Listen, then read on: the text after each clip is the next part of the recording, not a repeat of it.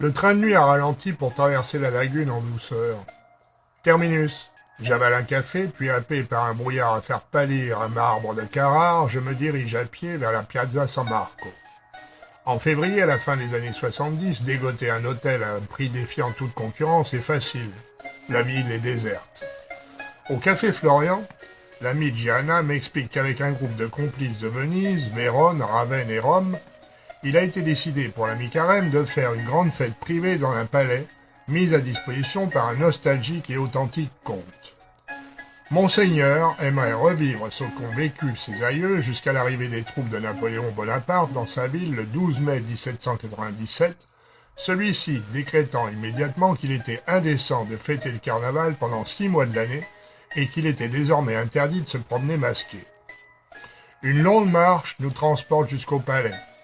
Nos pas résonnent comme des claquettes dans les ruelles pavées de grandes dalles de pierre, et les sons nous sont renvoyés par des murs délabrés, pleurant misère.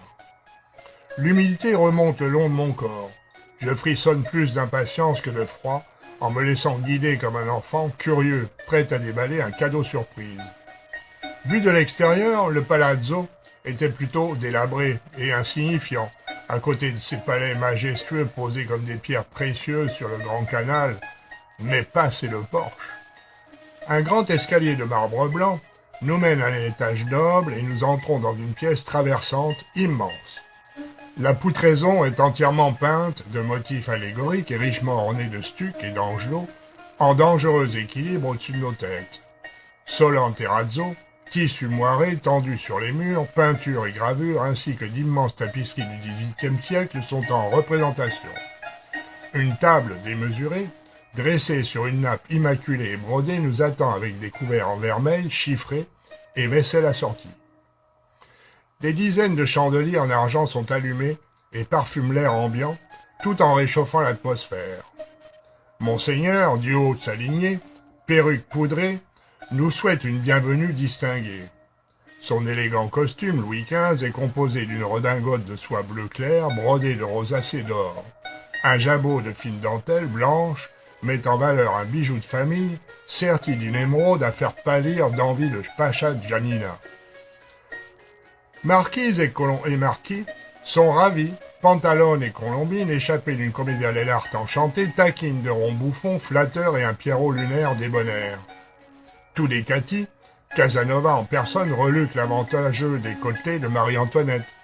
Des personnages fantasques, bigarrés, maquillés à outrance, arrivent de toutes parts. Certains portent la bauta, ce masque vénitien spécialement étudié pour transformer la voix, boire, manger et fumer sans se démasquer. Les musiciens en livrée bleu, roi et or se mettent en place. Ils vont nous jouer du violon, de la flûte, du hautbois et de la mandoline. Signore et signori, il bal è aperto. Immédiatement, l'assemblée se met à danser. Dans une lumière douce et irréelle, les gestes sont gracieux, harmonieux. Je suis émerveillé, abasourdi, ébloui par le choc émotionnel. Le temps s'est arrêté. Je suis immergé dans une peinture de Tiepolo. Il est à côté de moi et m'observe. « Tu ne te costumes pas ? Il y a tout ce qu'il faut dans la pièce à côté. J'ai apporté les vêtements de carnaval qui ont appartenu à mes ancêtres. Tu peux les essayer et en choisir un qui te plaît, me dit Gianna. Pardonne-moi, je vais plutôt aller acheter un carnet de croquis et des crayons. J'aimerais tant vous immortaliser et garder un souvenir de cette soirée. » Aussitôt, je me suis mis au travail, le plus vite possible, subjugué par la vie née d'un tourbillon de couleurs. Suspendre le temps, chaque instant compte, pas une minute à perdre. Dépêche-toi, dessine, vite, encore plus vite, croque la vie. Quelle nuit de folie délicieusement décadente. Un destin fantaisiste et malicieux marquera un tournant décisif dans ma vie d'artiste. Je venais de trouver le sujet à réaliser au pastel. Tout ce que je souhaitais voir réuni l'était en un seul et même thème, une sorte de formule magique esthétique. Ma bonne étoile me souhaitait buona fortuna. L'expression humaine, les maquillages, les riches étoffes nuancées de velours frappé, rehaussées d'or et d'argent, orgie de soieries, coloris à l'infini, composition originale et Venise en arrière-plan, à peine suggérée. Tout y était. Le jour se lève, le soleil hésite et prend son temps. Je viens d'assister au premier matin du monde.